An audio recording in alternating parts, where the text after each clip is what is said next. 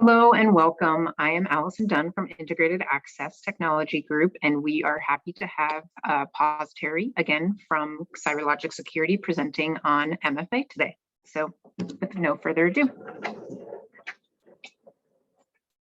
Hello, good morning. So we're talking about MFA today. This is the part 3 in a 5-part series where we are talking about some specific ways that you can increase security for your business, whatever entity you're working for. And we can, this applies to small businesses, medium businesses, big businesses. And we have a couple other ones coming up. I'll talk about those in just a moment here. So here we go. I will warn you, this is a little bit of maybe a drier topic. There's a little bit more, I guess, math involved. But this really is a fundamentally important part of your cybersecurity program. So we're going to dive in. I am kind of flying solo today, so I'm going to set aside some time at the end to answer questions. But please don't hesitate to submit your questions, and I'll try to get those answered as I can. Reminder that we've got more coming up in this series. We've got March 22nd, security awareness and training.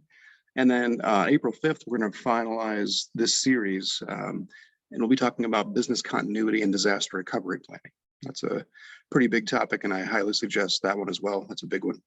And as well as security awareness and training. None of these things are things you can leave off, but these are the ones that we've focused on for the 5. So this is, I usually put these up at the beginning of the show. Each of these 5 series, we've talked about this. So how to start your successful security program. First is assess your current position. Figure out where you're at. That usually involves a third party with an assessment, but there are some self-assessments you can do. Talk to your IT provider. Talk to, if you have a managed service provider like Integrated Access, talk to them and ask them some of these questions. I'm sure they'd be happy to discuss this with you. This is a growing topic, definitely trending. MFA is specifically. Create a plan to address the weaknesses. This is something that you would do with your IT provider and a third party, most likely, helping to guide you, such as CLS, for example. Starting with policy, that's a big deal. This country, we started with policy. We started with the Constitution by writing down the things that we thought were important. And we suggest the companies do the same, writing it down and then following those things and revising from time to time as needed. And then your executive leadership has to be involved. You will certainly fail without that involvement and leadership from the top. So we highly suggest that your top folks from the CEO down gets involved. This is the wall of doom that we sometimes put up. I mean, we'd be negligent if we didn't talk about how dark it was out there sometimes. The good news is with some simple protections, you can greatly increase your chances of being resilient in this current environment, which is not fun. No doubt you hear a lot of doom and gloom, and from the inside of this business, as somebody who's involved in security, I can tell you it's much worse from the inside the way you see it. But you have to take pragmatic steps to this. There's no other way to really go about it. You can't throw up your hands and walk away. You're really kind of marking your business for, extinction, almost evolutionary extinction if you do that. So you have to stay involved, stay engaged. And the good news is we can help with those things and others like us. So education is a big part of what we're doing. And we just find that, in order to talk about some of these things, you have to raise the conversation a little bit and make sure that people are aware of some of the smaller things that get you. And we're going to go into that today because MFA is not a single solution or a one-size-fits-all solution. It's a very technical and very complex thing. So the idea of MFA is really to prove who you are, right? You're proving to some faceless, unnamed system that you are who you are and that you are authorized to access whatever it is you're trying to get to. So, we've had passwords. This goes back, through human history. We've had different ways to both hide who we are and prove who we are. So it's only really in the last few hundred years that we've started to get involved in the science of, DNA, for example, huge way to prove who you are. Humans are very unique animals individually, and we've got different gaits, the way we walk, for example. Our eyes are different. Apparently our eyeballs are not perfectly round, and the symmetry of that is something you can also prove who you are, as it were. So the problem is that none of those things are a complete fail-safe. So with multi-factor authentication, what we're doing is saying we're going to add some of those things together to prove who we are.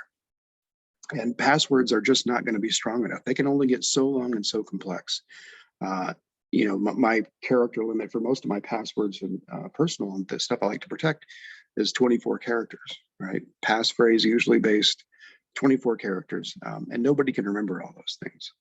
So there's only so far we can do with that. And the attack methods that we are persistently being inundated with by threat actors are getting better at this, right? As technology evolves, so do the threats that use that technology. So something you have, not something you are, like your DNA or your eye shape or the way you walk or fingerprint or anything like that. Something you have is a different way to prove that. And that's really where most of MFA kind of centers. There's biometrics, we'll get into that a little bit. But most of this is about something that you have with you, right? As in a token, a physical device. So that's where we're going to start here. I think it's important to back up and ask, why is MFA necessary? I think we all kind of intuitively understand that passwords have been just completely overused and are not as secure as they used to be. So the other reasons for that are regulation, HIPAA, if you have to comply with a standard like HIPAA, or NIST 800-171 R2, soon to be R3 in the next year or so, and CMMC, which is in the process of being finalized. If you have insurance, companies are asking more about this. This is almost certainly going to be on an insurance form. If you have a cyber insurance policy, you will get this question much more frequently. And I would almost guarantee that if you're applying for cyber insurance, that this will be on there now. Contractual obligations, there are, especially if you work with the federal government, they are now requiring you to have MFA in place for certain, to protect certain areas, if not all areas of your data or your network. So contractual obligations is an area we see growing as well. And then just common sense. We know we need this. We know we need to protect ourselves. It can be somewhat tedious, but for the amount of security that it affords, MFA is one of those just no-brainers, we would call it, right? And you've probably heard that we're going to stop using passwords someday. Passwordless future. We hear this quite a bit. Most of us in security can't wait for that to happen. But I think we have to go through some growing pains before we get there. Okay. So we're not quite there. You will see things, and I'll go into this a little bit.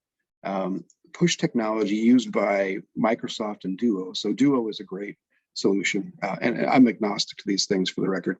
I like stuff that works, and Duo has had a great solution that works. There's lots of other ones out there, though. So Microsoft's got its own authenticator solution, just like Google does. And Microsoft and Duo in particular have started using a push technology where it's popping up for Microsoft. Usually it pops up a number on your screen within the app, and you type that number into the screen where you're trying to get access, right? Usually your laptop or your computer. So that is closer to passwordless, and that is, I think, what we're getting to. So we see a glimpse of some of that right now, but we are not yet in that future. So it's going to take some time for both the market to develop and the technology to develop, as well as users and consumers understanding what they're getting and understanding the need for what they're getting as well.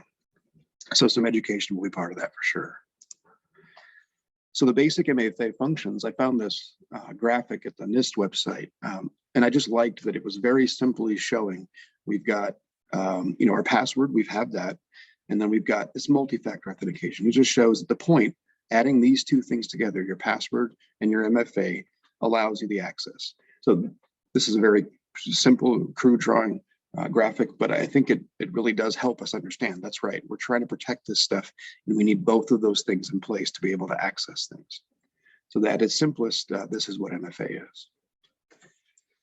So let's talk about some of these factor categories. So we we talked about this in the beginning just a little bit, but this authorization factor categories, they usually break it down into something that you know, password or a PIN number, for example, something that you have, and we talked about this briefly, a token, a smart card, an actual physical key. Those are very popular right now too, and those are growing in their use.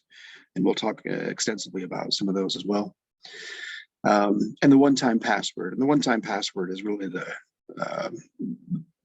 most common way that MFA is provided for most of these devices and solutions, these apps. And we'll talk about how those are generated and what that means. And something you are is the last factor category.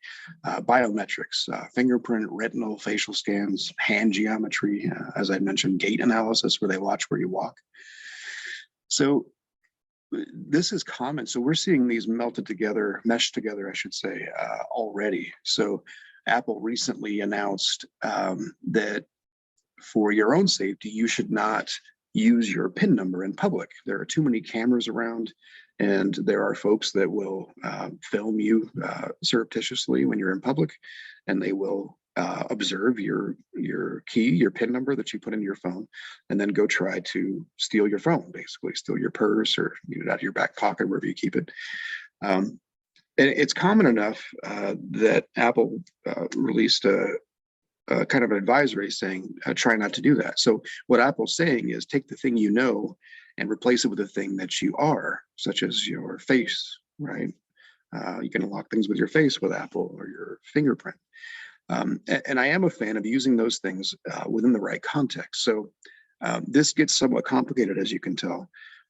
But generally, I think the advice there is just be aware of your surroundings and use the appropriate mechanisms to stay secure. Okay. There are also some other things, somewhere you are is a category that was mentioned to me. That's pretty easy to spoof your IP address, for example. The other part of that is the location of where you're at and where you're trying to get to. So, for example, if you are trying to access a room with a lock on the door and it's got a badged entry, that badged entry is something that you have, right? That will wirelessly tell the lock on the door that you're authorized to be able to access that room. So I don't consider this somewhere you are as a real viable category. So, but I want to mention that is another way that people kind of can add things on. So based on your IP address again, or if you are using a wireless technology like a smart card or something like that to access a room, that would be where you are. Proximity is important to that, but it's really something you have that you're providing to the door lock system to give you authentication to that and allow you in. So one-time password, let's talk about this a little bit, and I'll try not to devolve too much. The root of this is in a lot of math. If you're interested in cryptology in general, highly recommend doing some research into that. There's a lot of instrumental characters in history who have contributed to this that don't really get a lot of fame because it's not the sexiest thing, right? But highly recommend looking up some of this stuff in the history of cryptology in general. So a one-time password and multi-factor authentication builds on that technology that we've really started getting into in World War II. So the one-time password is really based on two pieces of data, and then providing that authentication one-time password, right? So in this case, it's the server generates a secret key, right? So it's usually a string, very long string of random characters. That secret key is shared with the generator app, and this could be Duo, like I had mentioned, Google or Microsoft, and there's some other ones too. And it uses that secret key and the current time that can use other things too. Parts of your ecosystem can sometimes be involved in that, but most of these apps just use the current time to generate a 6-digit code that changes every 30 seconds or minute, right? The way it does this is use the mathematical function to take that secret key as inputs, right? And it produces this 6-digit number as an output. Most important thing to understand here, that you're logging into both that have access to the same secret key, the generator app and the server. And it uses the same math function to generate that one-time password that usually it's 6-digit, again, unique number. So that's the basis of how this is done in the background. Again, highly recommend if you want to get into some of that stuff, just hit me an email, send me an email, and I'll send you some suggestions on some great reading and research. So push MFA is the other technology that I mentioned. I don't want to short anybody. It's in use by other solutions, but Microsoft and Duo are the ones that I think of that are probably the most popular. So Duo can push an MFA acceptance to your phone, for example, your Apple Watch, and that's nice because you don't have to get out your phone and lock your phone. You can simply do it on your watch. It's a nice feature. So how this push MFA works, usually it's an app, right? It can be on your phone if you have the right kind of phone with Apple, or your watch if it's the right kind of watch, or your phone most likely, right? And then you link your account to the app and you sign in basically using your Duo or Microsoft, whatever provided account. So you authenticate, and this server will send you a push notification to your mobile device. And like I said, on your watch, you can just push a green button, say, yep, I approve, or you can reject it as well, if it's not something you're trying to get. The provider server sends a message to the mobile app installed on your device, just like anything else, and you get a little update or a little message on your screen saying, do you want to approve this or deny the login attempt?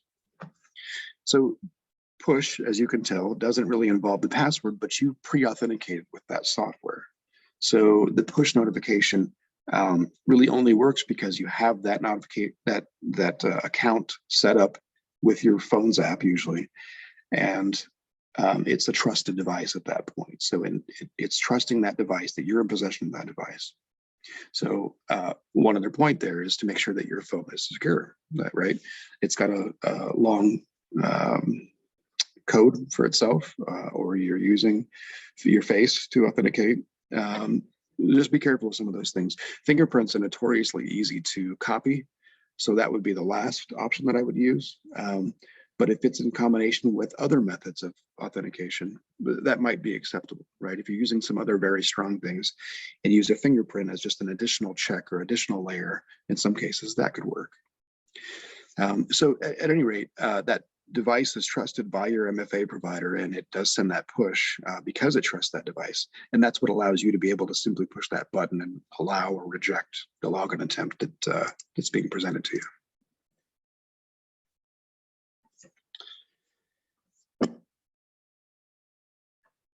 So this is, again, how the software tokens work. And this is very similar to the push. You install Duo.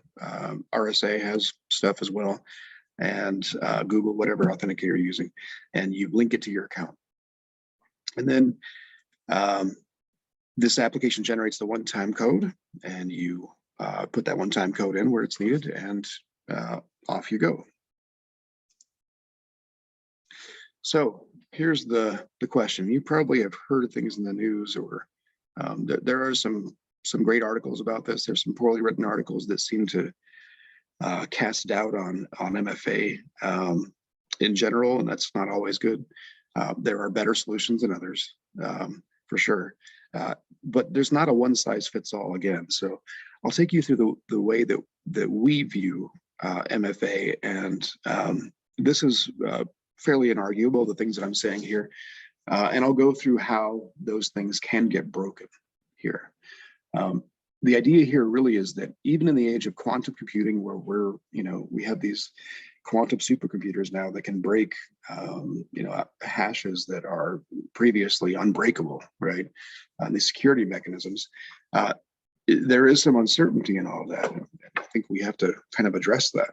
But it doesn't mean that that stuff's available to everybody right now, right? In the same way that you and I don't have access to a quantum computer. That's going to be nation states or very, very large companies. So I don't think we need to live in the fear and just throw up our hands and say, well, if that's going to happen, what's the point of MFA? We're not at the point where these things are all breakable yet with quantum computing even. So I just want to caution everybody to not only read the articles, if you read those things about MFA and anything that's got security implications to it, but just remember where we're at in the timeline, right? We are not quite there where we have passwordless technology available to us for everybody. It's selectively being used in some cases for sure. But quantum computing is not going to invalidate your MFA this year. I'll just kind of say that and go out on a very small limb there. So I would just say that. So SMS, if you don't know what SMS is, it just means text message essentially. And there's different ways you can do that. But SMS is the old-fashioned, like send you a text message kind of thing. Relatively easy to spoof that if you have access, and we'll talk about that. A phone call, you can also have it call your phone. So sometimes with your bank, they will say, do you want us to call you with an MFA code, or do you want us to email your MFA code? And both of those are relatively easy to break, basically. So biometrics and fingerprints, also very easy. I had mentioned the fingerprints. Biometrics, that's a huge category. Some of those things are much harder to fake, obviously.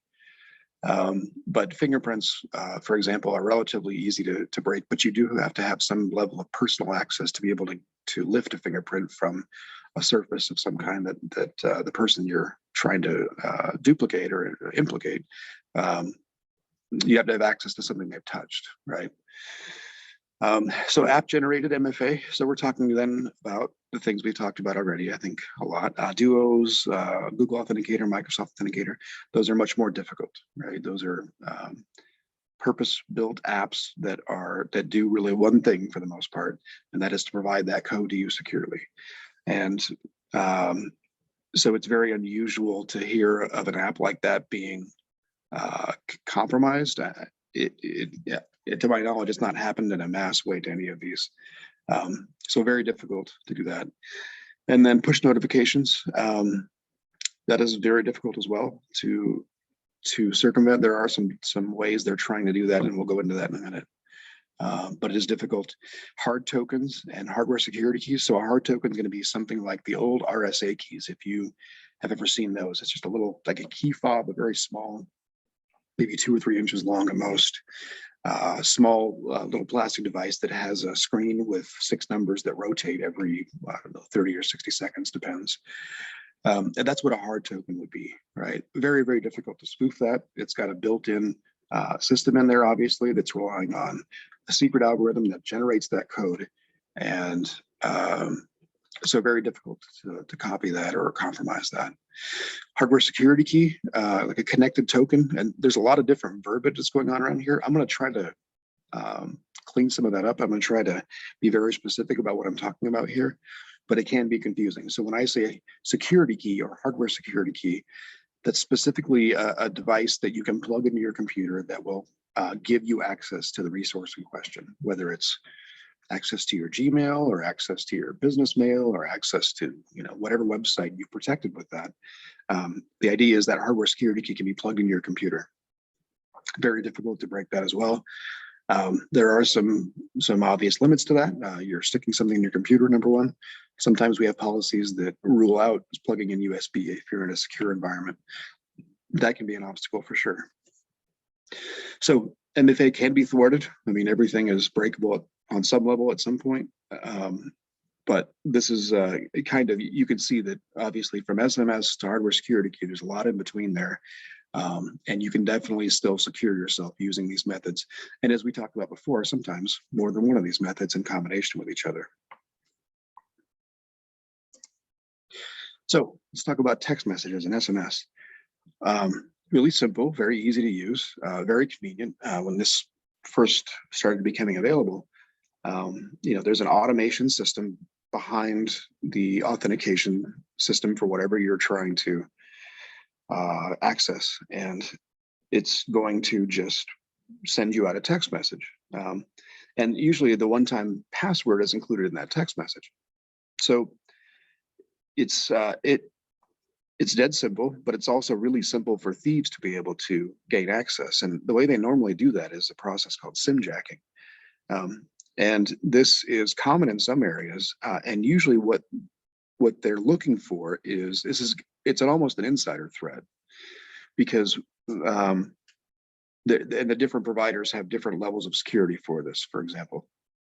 And I know that at one point, T-Mobile was a favorite place to get these to gain access to these, because they had some weaker security. And I think at one point they had people were stealing the iPads that the sales associates would use in the T-Mobile stores, because they knew that the lockout for those was longer than the 10-15 minutes they needed to get to those things.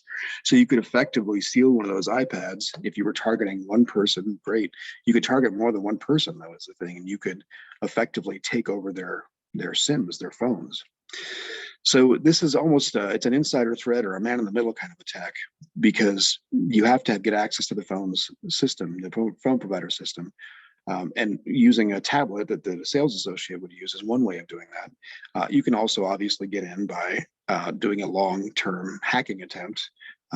You breach the network, and then usually you would just kind of sit tight and wait for the good data to become available to you, or you'd start searching around the network to try to get into that data. But definitely that's a possibility as well. There's also a letter of authorization method. This is less popular because it does take some work, and you would email this, I guess, to the company and pretend to be the person you're trying to steal their number from. Certainly not the easiest method, but is done sometimes. So again, the idea is to take over your number essentially and redirect those calls to a different device. And then when you go to ask for your one-time password, that one-time password is sent to the attackers. Good chance they've also gotten to your email at this point, but the idea, this would give them access to what they need very simply, right? So depending on your how big of a target you are, this could be disastrous for you. Right? If somebody comes in and cleans out your bank accounts and sends money overseas where it's very difficult to get it back, you can definitely change some things. So this is the dead last, the method I would use, along with phone calls. And I'm lumping phone calls in because nowadays most of our phone providers are these, the big providers, Verizon, T-Mobile, those guys. So it's very seldom you have a we used to call POTS line, a plain old telephone line, on your wall. Most of us don't have home phones anymore. So I'm lumping phone call in that same category, but these two are the most insecure method that you can use. And if that's your primary method, I would strongly suggest using a different one. So email is along those lines similar. If you have MFA, strong MFA on your email, and I know this is somewhat, duplicative of what I'm saying, but you can protect your email with MFA. And then you could also have MFA codes sent to your email address, right? And this is common with banks and other systems as well. Not a great option, because unless you have very strong MFA, it's much easier to compromise your email account, especially if you don't have a very long password. The ability for dictionary attacks and where they just kind of brute force attacks, they just keep trying different passwords. And these systems have all the time in the world, and they can make lots of attempts, right? So sometimes you may get a notice from your bank or from someone else saying, we had too many invalid login attempts. And you know that you weren't trying to log into those things. So you say, okay, well, who was that, right? And they can sometimes provide you with an IP address. And sometimes they'll say, you tried to log in 3 times from Thailand yesterday. And you, sitting at your desk in Arizona somewhere, may say, I was not in Thailand yesterday. I would remember that. So email is certainly can be safer than phone or text calls. But unless you have strong MFA, I really wouldn't consider this a viable option. And even then, I really would put my faith more in having that sent to either my device through an app or a hardware system, for example. Biometrics. Gosh, we talked about this a little bit. So biometrics just is something that has to do with your body, your person, that is unique to you. So certainly iris maps. I've seen lots of different things. They had palm prints for a while, were a popular one. There's so many of these things. Most of them are pretty easy to break, frankly. The eyeball thing is, those are expensive. Their fail rate, their false negative rate is pretty high still. Fingerprint readers, really easy to fool. So depending on the type of biometric system, they can be problematic, right? Apple's got the technology that allows you to unlock with your phone with your face. And we talked about that a little bit. I think that can be a helpful thing if it's in concert with other things. If you have a long code on your phone that is hard to guess or break, that would be a requirement for sure, right? So there's all kinds of these options available, frankly. But again, I want to caution you, biometrics are great. They do require special sensors sometimes. If you're on your cell phone, those sensors are usually included. But if you're in a network and you need to protect your hospital systems, those are much more expensive. A door lock system that involves iris scanning is not going to be a cheap endeavor, I promise you. So most of this is going to be done on our phones these days. That's just kind of the way it is. Again, be careful with your fingerprints. Face is okay as long as you have other controls in place as well.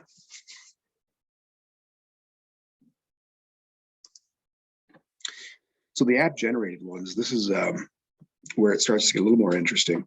So the soft tokens is the primary way most of us use these apps, right? And again, I'm talking about the most common one is probably Google. Microsoft's in there as well. Duo has an app as well, and there are some other ones out there that do essentially the same thing. The soft token type, very common, very easy to use. Those are the pros. The cons are you have to have the phone with you. If your phone does get compromised, and this is becoming a much more popular thing where mobile phone malware is being produced and used, and we've all heard about some of these. Just to devolve for a second, there are some common sense ways you can practice good hygiene on your phone. Two simple things that I would tell you, well, let's say three. First is update your phone regularly. There's also an auto update for most of our phones these days. I would turn that on, make sure you're always up to date. The second thing is be really careful about what you install. A lot of these apps, even in, Apple does a pretty good job of cleaning out malware from the Apple Store. Google is way behind in the Play Store. We can be honest there. There are a lot of just terrible options in the Play Store. So if you have an Android phone, be very careful about what you install. Do some research, investigate it, make sure it's a real app. Number one, that it's supported by a vendor who of reputation that you trust. Because that's a big deal. Once your phone's compromised, it's very difficult. And the last thing tip that I'll give you for your phone hygiene is to reboot your phone once a week. Some of these malware strains are non-persistent, so they cannot revive after you reboot your phone. Some are, but most of them are not. So one of the things you can do, again, is to reboot your phone weekly as part of your cybersecurity hygiene for your phone. So again, back to the cons, phone is compromised. That can limit your options for sure. And in business settings, some employees don't want the app on their phones if they're being used to protect work resources. I will tell you that these apps, and specifically the Google, Microsoft, and the Duo Authenticator app, those are the ones that I have the most experience with. I can tell you that those don't collect information from your phone in the way that something like TikTok does, for example. It's very, very different. It's not really gathering any information on you. It's really just sitting there to be a fancy clock with a fun output, right? It's got a clock that watches the time constantly and is make sure that it's at the right time, because the one-time codes are based frequently on that data. So it's really a very simple app.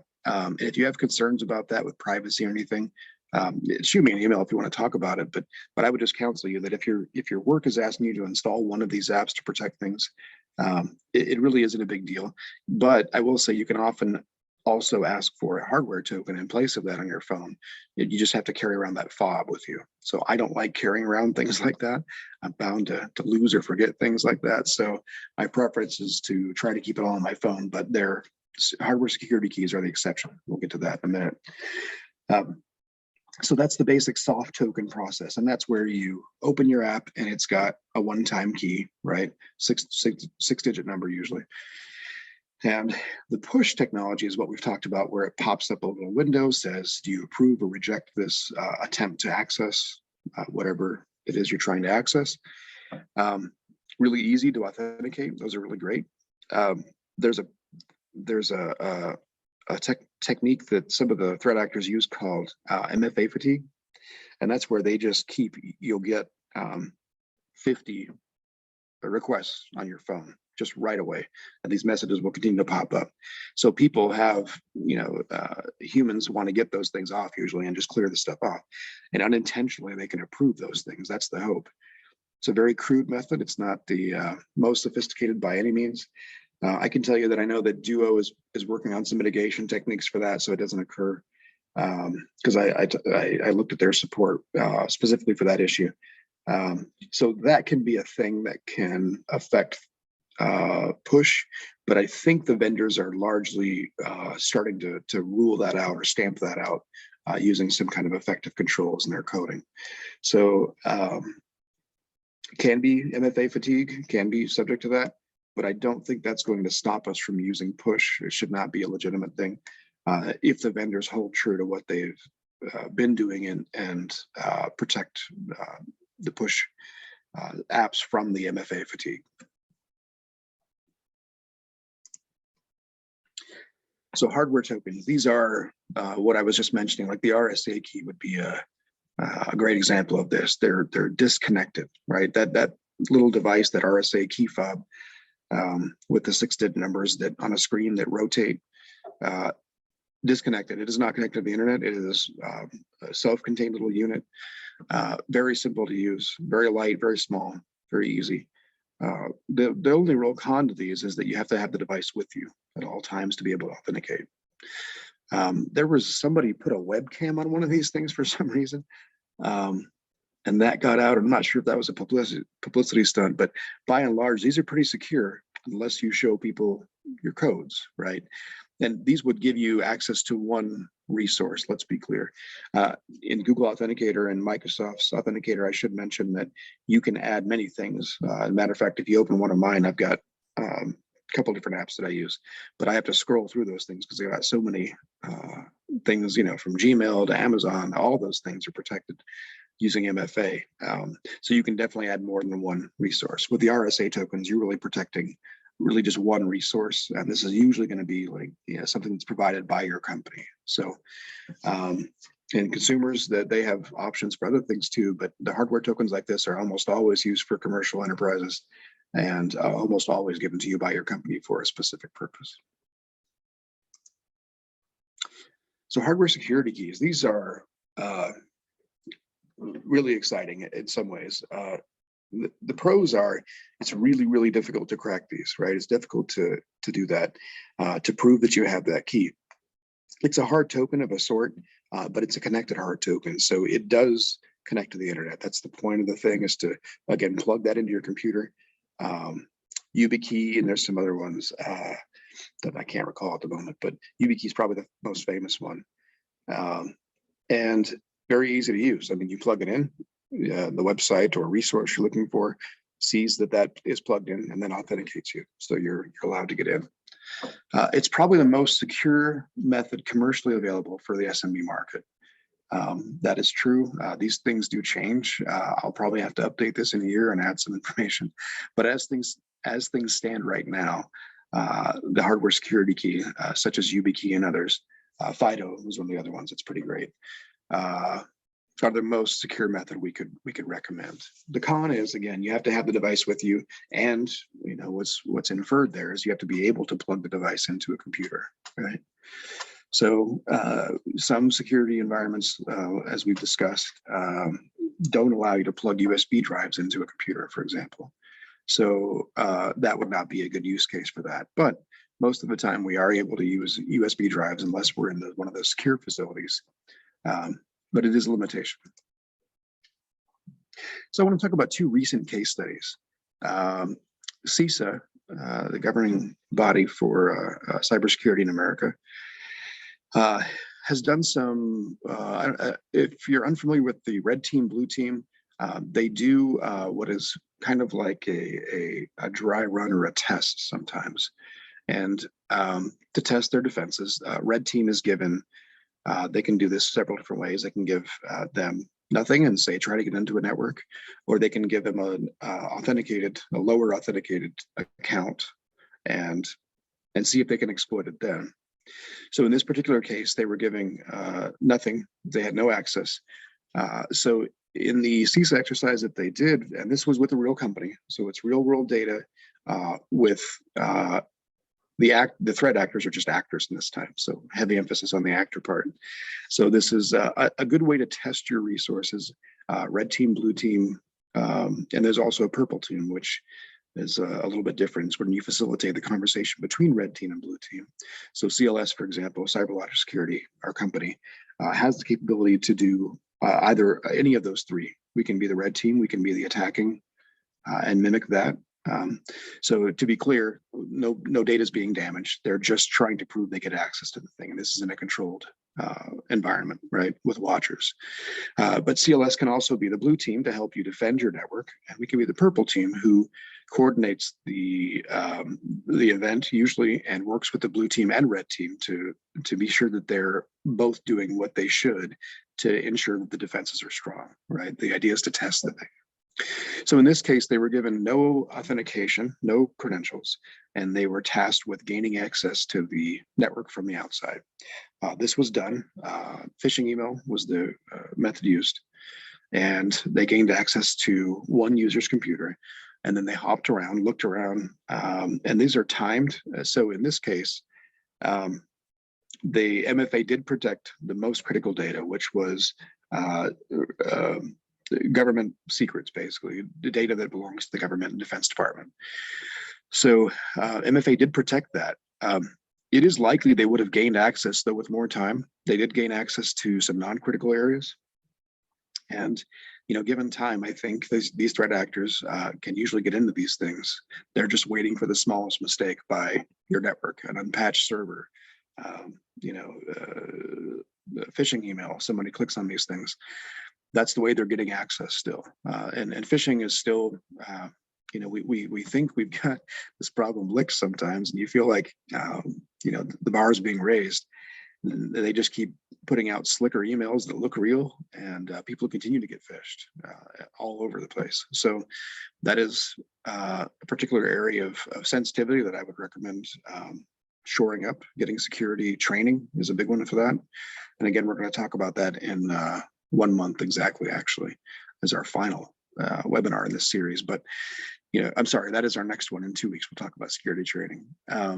So that's a great one to come to. We'll talk more about this subject, but you just can't train people enough. Honestly, it can be tedious, but it's worth it. And one click can mean disaster. So giving somebody education that prevents that one click is well worth it. So in this CISA exercise, MFA did protect what it was supposed to, and that was the real message there. The other messages coming out are, of course, these teams would have gotten access. The red team would have gotten access to this stuff had they had more time, almost undoubtedly, right? But the idea is that if we can catch them quicker, or in some ways be the least attractive option for them. If you've got MFA protecting all of your cloud environment where your data can live, and your local network, the network in your office or company, if you're doing those things, you're going to be a less attractive target. So highly recommend that. If you want to, I've got the link to that recent CISA exercise in the addendum. And if you want those notes, please let us know. Send us an email. We'd be happy to get involved there. There's another one that came up recently, and this one's pretty nasty. This was a LastPass update, and I'll try to get through this somewhat quickly. This one had a lot of people scratching their heads trying to figure out how that had happened. So LastPass, which is the place where many of us keep our passwords, it's a password keeper, was compromised last year. It came to light in the last 2 weeks that the method that the attacker used to gain access was a home network. So they figured out where one of the security engineers lived, and they targeted their home network basically. And they got in through an unpatched media sharing server called Plex. It's entirely possible. So, security folks have networks at home. They are often not as secure as the places they work. The problem is they often work from those insecure environments. And this is not uncommon for some large companies, especially with COVID happening, right? We've got everybody working from home now, including your IT staff. So there's some messages, there's some takeaways from this that we want to really take seriously.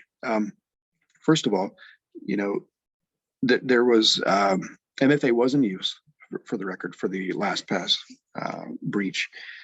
They just waited and installed a keylogger on their computer. So they were patient. They were able to access the computer that the person used.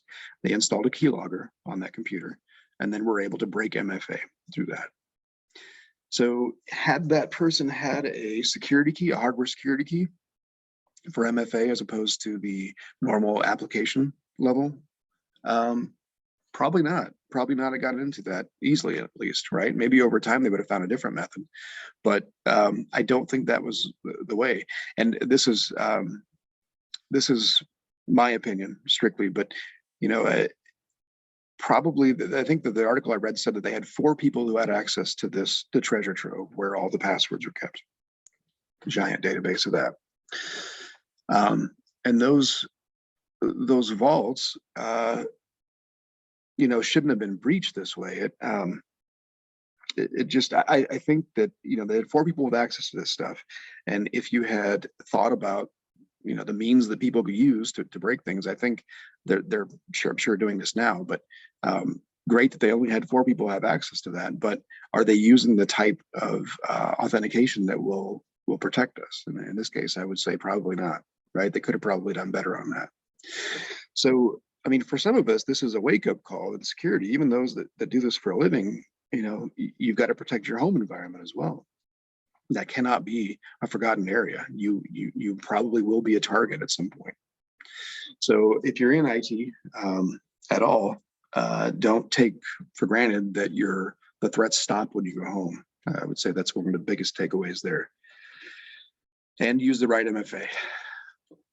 So defense in depth is really what we're talking about. And we talk about this, you'll hear us say this, defense in depth or layered security absolutely is the only thing that will get us out of this place that we're in right now in terms of cybersecurity, is to layer these things on, use the right solutions, talk to the experts, get opinions on this, and really build your network with scales around it, as in the armor scales, right?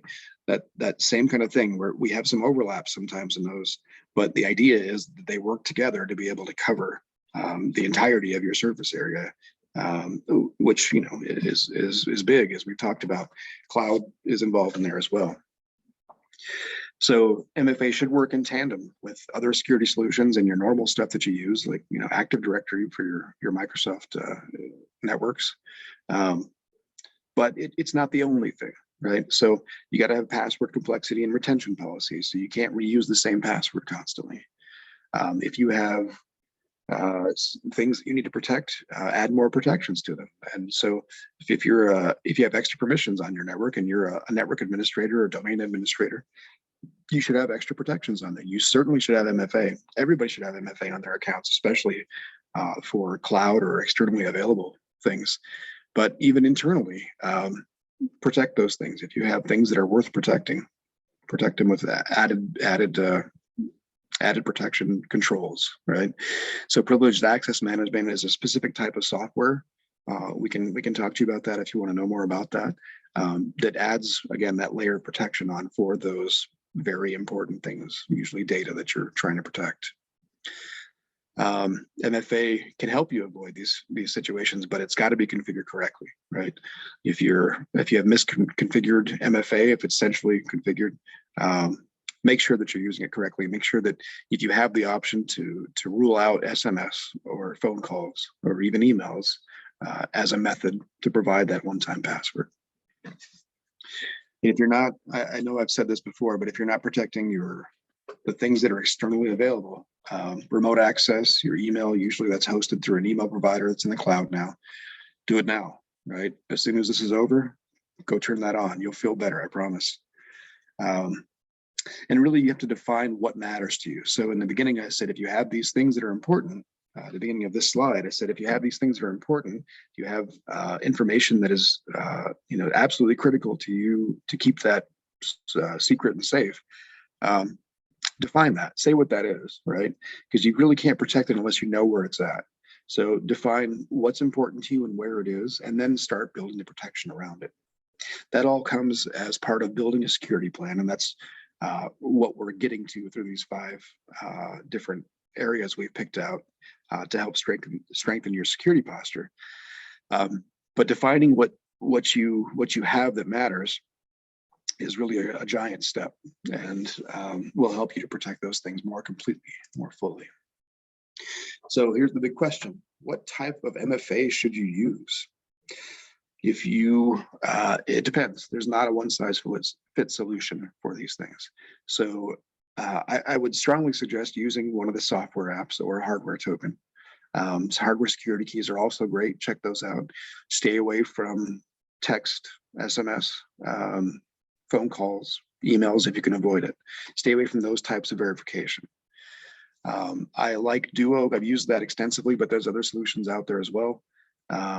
Get to know those things, figure out the price points, figure out the different features that matter to you, but make sure that it is a reputable one for sure.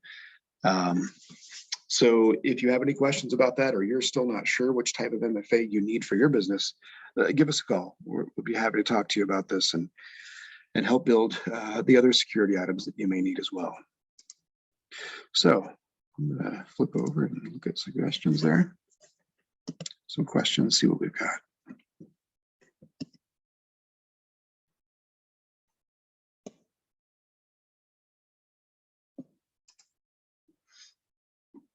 Let's see. I don't have any open questions. All right. Well, it sounds like either everybody's asleep, which is a good possibility, or I was able to answer your questions while I talked. I hope that wasn't the case, but we'll go ahead and wrap things up early. I will say that if you have any other questions about this, please don't hesitate to call.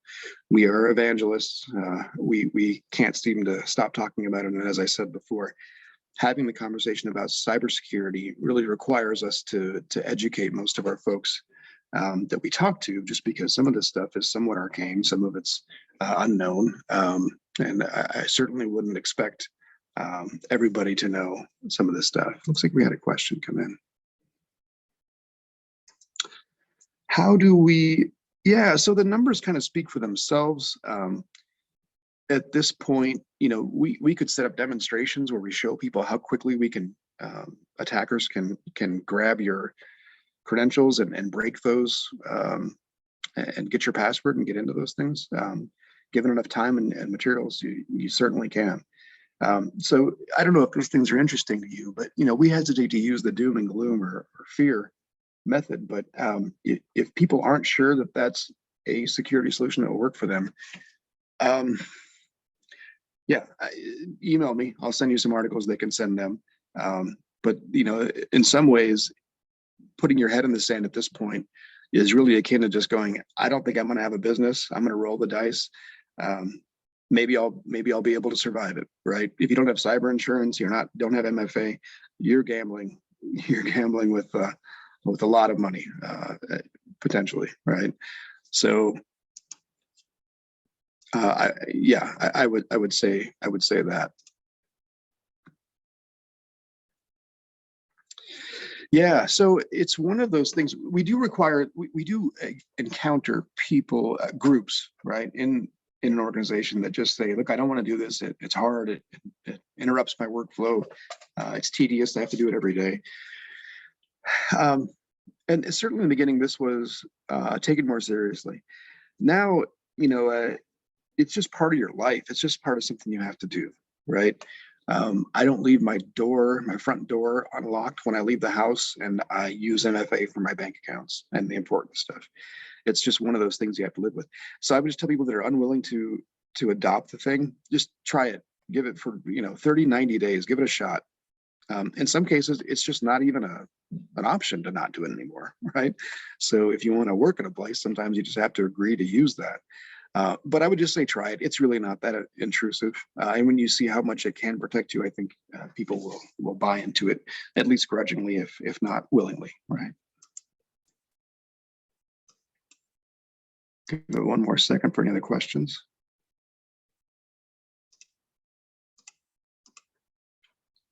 Well, I am very grateful for the time today. Thank you all for attending. I hope you found something of interest there, and look forward to seeing you guys in 2 weeks. We're going to talk about security training and awareness. Thanks again, everybody. Have a good day.